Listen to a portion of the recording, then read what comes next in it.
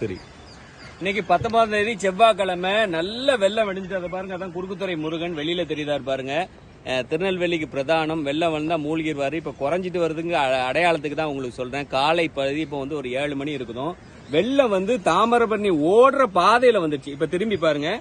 இதான் எய்த்த சைட்ல அந்த பாளையங்கோட்டைக்கும் திருநெல்வேலிக்கும் உள்ள பிரிட்ஜ் அந்த எடுத்து பாருங்க. கலெக்டர் ஆபீஸ் பக்கத்துல உள்ள bridge, Thalavai Mudaliar bridge. Zoom பண்ணி காட்டுங்க இந்த பிரிட்ஜ். அதான் பிரிட்ஜ்.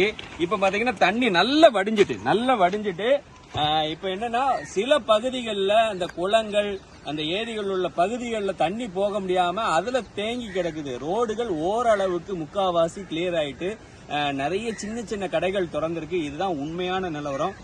உலகம் எங்கும் இருக்கும் திருநெல்வேலி மக்கள் கொஞ்சம் பயப்பட வேண்டாம். தண்ணீர் இறங்கி இருக்கு, மழையும் குறைஞ்சிருக்குது.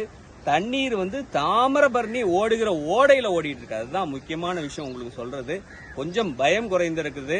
அதனால உங்க பக்கத்து வீட்டுல இருக்கிறவங்களுக்கு நீங்க உதவி பண்ணுங்க.